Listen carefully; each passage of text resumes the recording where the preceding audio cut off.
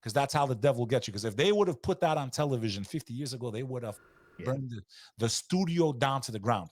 When I Dream of Jeannie came out, you remember the I Dream of Jeannie, the show? Yeah, she had a little midriff showing. Just showing her belly button started a national scandal. Now, we could look back from today's day and point and say, well, they were old-fashioned, or we could say, no, that's how far off the reservation we've gone with morality and spirituality as Christians, Muslims, and Jews.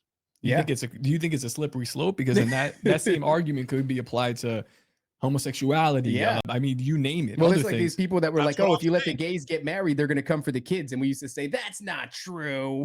What are you talking about? Now, all of a sudden, they're coming for the kids. That's how the devil gets you. Mm-hmm.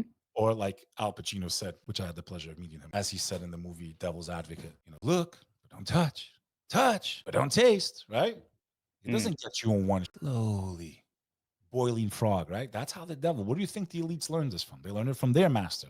That's their master. Yeah, it's a long game. Yeah, he's got time. Out in front of those statues in Bohemian Grove. That's who's teaching them this tactic. Sorry for my cursing, but I'm a New Yorker. And I know I make mistakes, and none of us are perfect. And if my worst sin is cursing, I mean, I hope God forgives me, because it is a sin. No, listen, man, you're using language to express. In Islam, the punishment for cursing is you got to cut your tongue off in the next life. Every time you cursed, God forgive me. You got no tongue left. For the record. How many tongues you got left, bro? Well, all right, I want to ask you something that's a little bit. We got to get him out of here. So we got to respect his time. It's just I'm having a good. So let me ask him this then, before we ask him the final question. Okay, all right.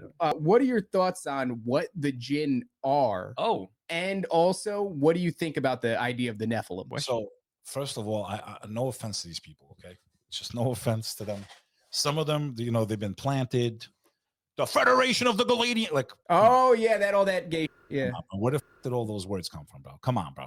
Come on, bro. The Galactic Federation, the Palladians. They're coming, Anunnaki, the Billy Carson, and these. I told about Billy Carson.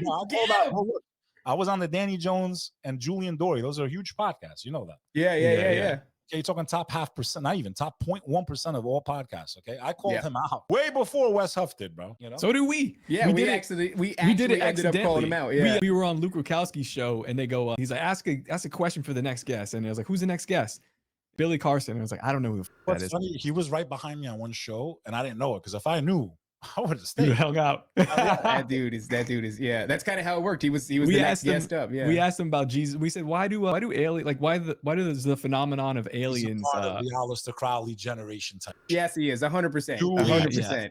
Okay, the episode I did is New Age Prophets. I also did this with David Nino Rodriguez. He's a reborn Christian, former heavyweight boxing champion of the world. I love having these conversations with my Christian brothers and sisters.